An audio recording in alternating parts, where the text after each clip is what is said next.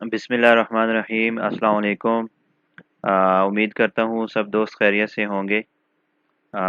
Federal board का course हमने जो स्टार्ट किया था उसमें एक न्यू टॉपिक के साथ एक नई वीडियो के साथ हाजिर हैं।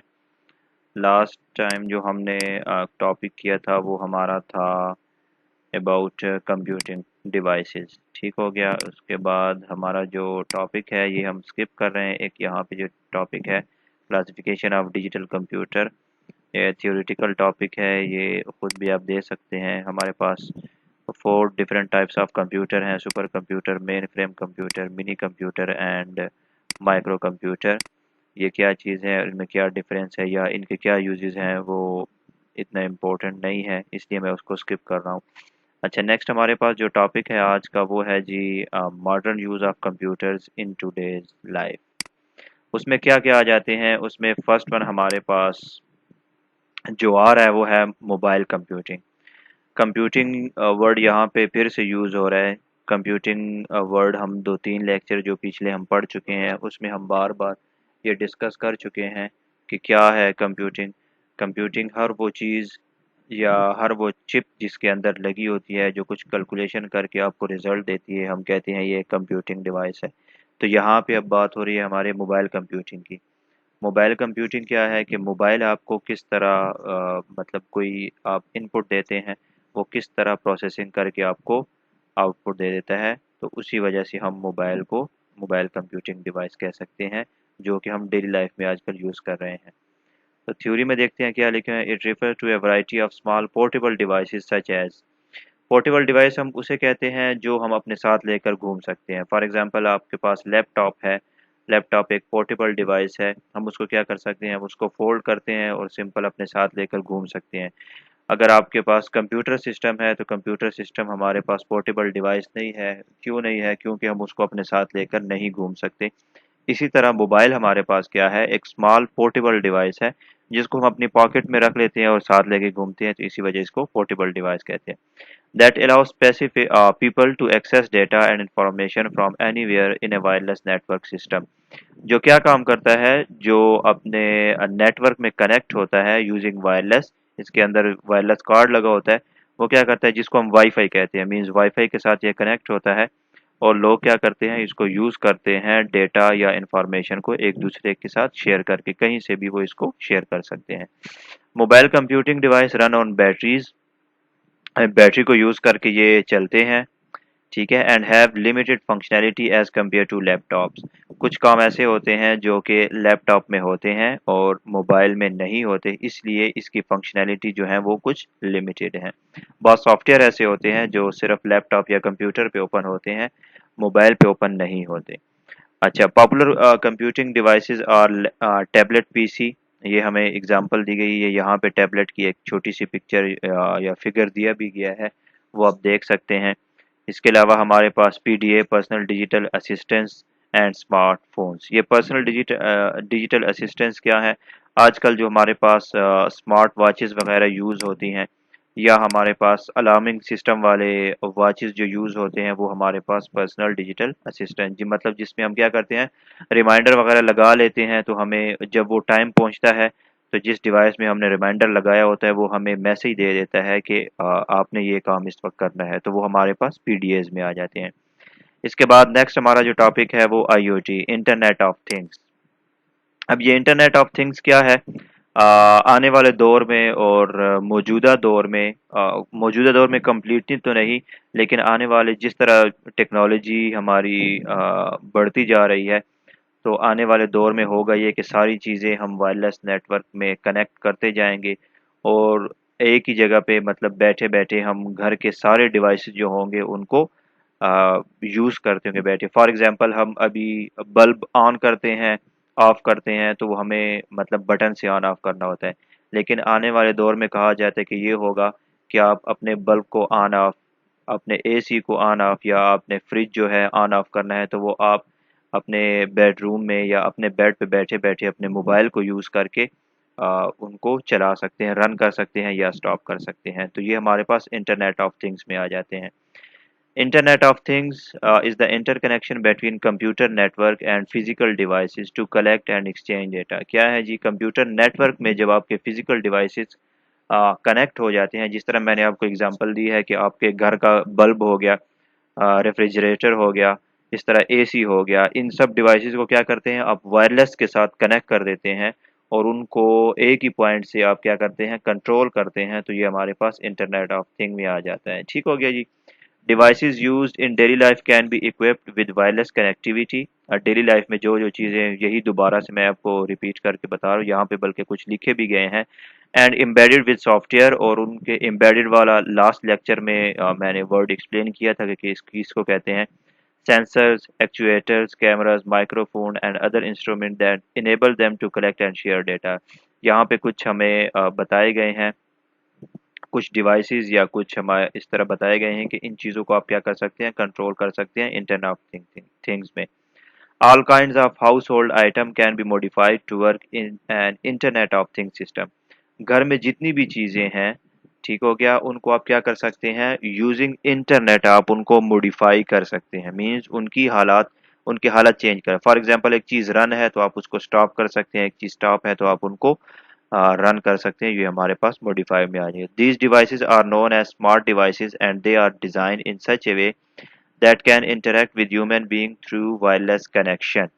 इन तमाम डिवाइसेस को हम क्या कहते हैं, स्मार्ट डिवाइसेस कहते हैं। क्यों कहते हैं, क्योंकि इनको इस शेप में या इस सॉरी फंक्शन में डिजाइन किया गया है कि ये ह्यूमन बीइंग के साथ क्या कर सकते हैं, इंटरेक्शन कर सकते हैं यूजिंग वायरलेस कनेक्शन। वायरलेस के साथ कनेक्ट होके ये क्या कर सकते हैं, ह्यूमन बीइंग के साथ इंटरेक्शन कर सकते हैं।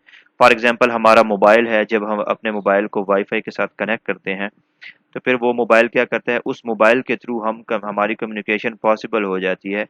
हम किसी भी दूसरे तीसरे बंदे के साथ अपनी कम्युनिकेशन जारी रख सकते हैं। तो ये हमारे पास एक स्मार्ट डिवाइस हो गया मोबाइल। यहाँ पे एक छोटा सा चार्ट भी मैंने यहाँ पे बनाया है इंटरनेट ऑफ थिंग के हवाले से। यहाँ पे देखें, जो बड़ी हेडिंग्स हैं या बोल्ड हेडिंग है उनसे आपको पता चल जाएगा। फॉर एग्जांपल मैं यहाँ पे अगर आपको दिखाऊं, ये जिसकी एग्जांपल हमने अभी पढ़ी कि घर में क्या क्या यूज़ होता है, रेफ्रिजरेटर हो गया, कॉफ़ी मेकर हो गया, एयर कंडीशनर हो गया या वाटर हीटर हो गया। अब ये क्या चीज़ है, ये सारी चीज़ें जब आप वायरलेस के साथ कनेक्ट कर लेंगे, ठीक हो गया, और उसी वायरलेस के साथ आपका मोबाइल भी कनेक्टेड होगा, तो थ्रू वायरलेस आप क्या करेंगे, इन सारी चीज़ों को एक ही जगह से बैठकर आप इनको कंट्रोल कर सकते हैं। ठीक हो गया। एयर कंडीशनर का आपने देखा होगा, मतलब रिमोट के ज़रिए हम उनको कंट्रोल करते हैं। लेकिन आने वाले वक्त में आप क्या करेंगे, आप उनको जब वायरलेस के साथ कनेक्ट कर लेंगे अपने एसी को, तो अपने मोबाइल के ज़रिए आप उनको क्या कर सकते हैं, कंट्रोल कर सकते हैं। इस तरह अगर इसकी फॉर एग्जांपल समझ नहीं आ रही या ज़हन नहीं मान रहा, तो आप स्मार्ट वॉच की एग्जांपल ले सकते हैं। यहाँ पे हमें बताई गई है कुछ स्मार्ट वॉचेज़ ऐसी होती हैं जिनको हम मोबाइल के साथ कनेक्ट कर लेते हैं। मोबाइल में आपके पास जो मैसेज आता है तो वही मैसेज आपको स्मार्ट वॉच में भी शो हो रहा होता है। ठीक है, तो ये क्या है, ये आपकी जो स्मार्ट वॉच है वो थ्रू वायरलेसली आपके मोबाइल के साथ कनेक्टेड है। तो जो चीज़ आप मोबाइल पे आती है वो आपके स्मार्ट वॉच पे भी वही नोटिफिकेशन वगैरह आ जाता है। तो इस तरह की ये सारी चीज़ें यहाँ पे इस चार्ट में बनी गई हैं जो कि इंटरनेट ऑफ थिंग की वजह से पॉसिबल होंगी। कुछ पॉसिबल हो भी चुकी हैं, मतलब जो रह गई हैं वो आने वाले दौर में ये सारी चीज़ें पॉसिबल होंगी, इस तरह चलेंगी। तो ये सारा यही हो गया। इसके बाद हमारे पास नेक्स्ट जो आता है वो है जी क्लाउड कंप्यूटिंग। अब क्लाउड कंप्यूटिंग क्या है, क्लाउड कंप्यूटिंग के बैकग्राउंड में अगर मैं आपको थोड़ा सा ले जाऊं, अभी भी बल्कि बाज़ ऑर्गेनाइजेशन ऐसी होती हैं जो बड़ी बड़ी ऑर्गेनाइजेशन होती हैं, वो क्या करती हैं, वो अपने सारा डेटा एक सर्वर में रख लेती हैं। फॉर एग्जांपल हम गूगल के एग्जांपल ले लेते हैं। अगर एक बंदा जीमेल अकाउंट बनाता है, ठीक हो गया, गूगल के बहुत से मिलियन बिलियंस में उसके यूज़र हैं, तो गूगल वालों ने क्या किया हुआ है, गूगल वालों के पास एक सर्वर है, ठीक हो गया। उस सर्वर में क्या है, उस सर्वर में तमाम यूज़र का डेटा पड़ा हुआ है। तो जितनी भी इस तरह गूगल की तरह जितनी भी बड़ी ऑर्गेनाइजेशन है, कोई हॉस्पिटल हो गया, फॉर एग्जांपल एक हॉस्पिटल की एग्जांपल ले लें, हॉस्पिटल वालों ने अगर अपना डेटा स्टोर करना है तो उनको क्या चाहिए होता है, एक सर्वर चाहिए होता है, ठीक है। उस सर्वर में उनका तमाम का तमाम डेटा पड़ा होता है। लेकिन अगर वो हॉस्पिटल वाले क्या करते हैं, वो सर्वर लेते हैं तो सर्वर का काफ़ी खर्चा है, ठीक हो गया। एक तो डिवाइस काफ़ी महंगी है, दूसरा उसके उसको मैनेज करना काफ़ी महंगा है, उसके लिए आपको इंजीनियर भी चाहिए होगा। तीसरा, जिस रूम में आपका सर्वर पड़ा होता है वहाँ पे मतलब काफ़ी आपको एसी चाहिए होंगे ताकि वो टेम्परेचर को कूल रखें, टेम्परेचर हीट अप ना कर जाए। तो ये बात, और वक्तन फवक्तन आपने अपने सर्वर को अपडेट भी रखना होता है ताकि कोई डेटा वगैरह लॉस ना हो जाए। और उसके अलावा ये भी होता है, आपको ये खतरा भी होता है कि कोई मतलब कोई आपकी सिक्योरिटी ब्रेक ना कर दे, आपके डेटा को कोई लॉस ना हो जाए, कोई अटैक ना कर दे, हैकर वगैरह। तो ये हमारे पास होते हैं जी सर्वर्स के, ये हमारे पास होता है जी सर्वर। इसी सर्वर को रिप्लेस कर दिया क्लाउड कंप्यूटिंग ने। अब क्लाउड कंप्यूटिंग क्या है? क्लाउड कंप्यूटिंग एक ऐसी चीज है, बाज कंपनी ने क्या कर दिया है, उन्होंने बड़े बड़े सर्वर रख लिए हैं और उन्होंने ये कह दिया है कि जो लोग सर्वर यूज कर रहे हैं, जिस तरह मैंने हॉस्पिटल की एग्जांपल दी, कि जो लोग सर्वर यूज कर रहे हैं वो अपने सर्वर की बजाय हमारे सर्वर के अंदर अपना डेटा रख सकते हैं। उसका फायदा क्या होगा? उसका फायदा ये होगा, जो हॉस्पिटल वाले इतना खर्चा कर रहे थे और इतना मेंटेन रख रहे थे अपने सर्वर को, वो अब सिंपल क्या करेंगे, जिन जो क्लाउड कंप्यूटिंग सर्विस जो कंपनी दे रही है उन कंपनी को वो साल के पैसे दे देंगे, ठीक है, और उन्हीं कंपनी के डिवाइस के अंदर अपना डेटा स्टोर कर लेंगे। तो ना उनको चोरी होने का खतरा है कि मतलब हमारा डिवाइस चोरी हो जाएगा, ना उनको ये खतरा है कि हमने जो सर्वर जिस रूम में रखा हुआ है उसको कैसे मतलब वहां पे एसी लगाने पड़ेंगे वगैरह, कुछ भी नहीं। जब आपके पास डिवाइस ही आपके पास नहीं पड़ी फिजिकली, डिवाइस ही किसी दूसरी कंपनी में पड़ी हुई है, तो आपको मतलब किसी भी परेशानी या टेंशन की जरूरत नहीं होती। तो यही हमारे पास क्या है जी, क्लाउड कंप्यूटिंग है। तो क्लाउड कंप्यूटिंग में क्या लिखा है वो देखते हैं जरा जी। Cloud computing means instead of buying and installing your own computer system and software at your workplace, you can get it as a service provided and managed by another companies. वही बात है कि क्लाउड कंप्यूटिंग का मतलब ये है कि बजाय इसके कि आप अपने लिए कंप्यूटर सिस्टम खरीदें, मतलब सर्वर खरीदें और सॉफ्टवेयर खरीदें और उनको इंस्टॉल करें अपने किसी वर्क प्लेस में, आप क्या करें, आप यही सर्विस किसी दूसरी कंपनी की यूज करें जो कि आपको ये चीज प्रोवाइड कर रही है, ठीक है। You can perform your computing task through access to service over the internet. आप क्या कर सकते हैं, आप अपने तमाम के तमाम वो वाले टास्क जो आपने अपने सर्वर पे करने थे, आप अब इंटरनेट के ज़रिए अगले बंदे की या अगली कंपनी की क्लाउड कंप्यूटिंग को एक्सेस करके आप उनकी सर्विसेज को, सेम वही सर्विसेज आप यूज़ कर सकते हैं। It does not matter where the hardware and software is located. इससे कोई फ़र्क नहीं पड़ता कि जिस कंपनी की आप सर्वर या क्लाउड कंप्यूटिंग यूज़ कर रहे हैं कि उनका हार्डवेयर और सॉफ्टवेयर कहाँ पे पड़ा हुआ है, इससे कोई फ़र्क नहीं पड़ता। It is just somewhere in the cloud, ये कहीं पे क्लाउड में पड़ा है। हालांकि ये क्लाउड में होता नहीं है, बस एक कंसेप्ट यहाँ पे दिया गया है कि जो चीज़ हमारे पास फिजिकली मौजूद नहीं है, हम वर्चुअली किसी दूसरी कंपनी की वो चीज़ यूज़ कर रहे हैं, तो हमने उसको एक नेम दे दिया कि हमारे पास क्लाउड कंप्यूटिंग है। It is a way of outsourcing your computing requirement. आप क्या करते हैं, आप अपने कंप्यूटर की जो रिक्वायरमेंट है, मतलब कंप्यूटिंग जो आपकी कैलकुलेशन की या रिक्वायरमेंट है, जो तमाम डेटा आपका प्रोसेस होगा, आप क्या करते हैं, वो आप आउटसोर्स करते हैं, किसी दूसरी कंपनी की वो चीज़ आप इस्तेमाल करते हैं। तो ये हमारे पास सिंपल क्लाउड कंप्यूटिंग। एडवांटेज में क्या लिखा हुआ है जी, you don't have to buy and maintain a complex computer system. ये मैंने आपको स्टार्ट में बता दिया, आपको कोई ज़रूरत नहीं है किसी सिस्टम को खरीदना फिर उसको मेंटेन करना वगैरह, कोई ज़रूरत। This cuts cost of buying computer and peripherals. आप इससे क्या फ़ायदा हो क्लाउड कंप्यूटिंग का, कि आपको कंप्यूटर ख़रीदना नहीं पड़ेगा, इससे आपकी पेमेंट बच जाएगी और कंप्यूटर के साथ जितने भी लवाजमात आपको ख़रीदने पड़ते हैं, जिस तरह मैंने कहा कि सर्वर के रूम को हमने ठंडा रखना है तो वो हमारे पास क्या होगा, वहाँ पे हमने एसी भी लगाने हैं, वहाँ पे हमने कैमरास भी लगाने हैं कि हमारी कोई चीज़ या कोई अटैक ना कर दे, कोई चीज़ ब्रेक ना कर दे।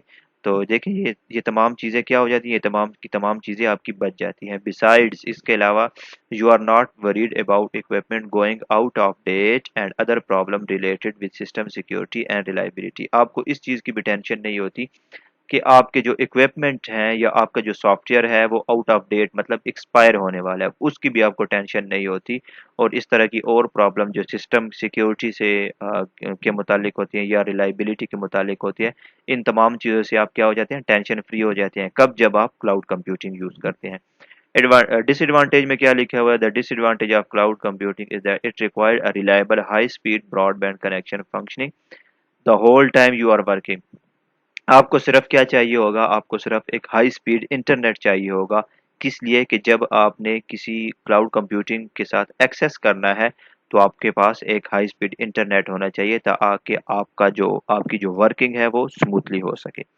एक दूसरा डिसएडवांटेज यहाँ पे लिखा हुआ है कि privacy and security risk of having valuable data on someone else system is an unknown location. कि मतलब आपका डेटा है किसी दूसरे के सिस्टम में पड़ा हुआ है, तो ये भी एक डिसएडवांटेज में आ जाता है, एक सिक्योरिटी रिस्क में आ जाता है। लेकिन मतलब आज तक ऐसा कोई हुआ नहीं कि आपकी सिक्योरिटी ब्रेक हुई हो या मतलब क्लाउड कंप्यूटिंग वालों ने आपका डेटा लीक कर दिया वगैरह वगैरह। ये सिंपल एक डिसएडवांटेज है कि मतलब आपका डेटा है लेकिन किसी दूसरे के सिस्टम में पड़ा हुआ है, तो लाजमी बात है इनसिक्योरिटी सी हो जाती है। फिर यहाँ पे हमें बताया गया कि कौन-कौन सी बड़ी कंपनीज़ हैं जो क्लाउड कंप्यूटिंग ऑफ़र कर रही हैं। वो कंपनीज़ हैं गूगल हो गई, माइक्रोसॉफ्ट हो गई, सिट्रिक्स सिस्टम हो गया, जोइंट एंड अमेज़न। ये तमाम वो कंपनीज़ हैं जो क्या करती हैं, जो आपको क्लाउड कंप्यूटिंग प्रोवाइड करती हैं। तो उम्मीद है इंशाल्लाह यहाँ तक समझ आ गई होगी। नेक्स्ट टॉपिक में हम देखते हैं कि हमने कौन सा लेक्चर आगे देखना है। तब तक के लिए अल्लाह हाफ़िज़।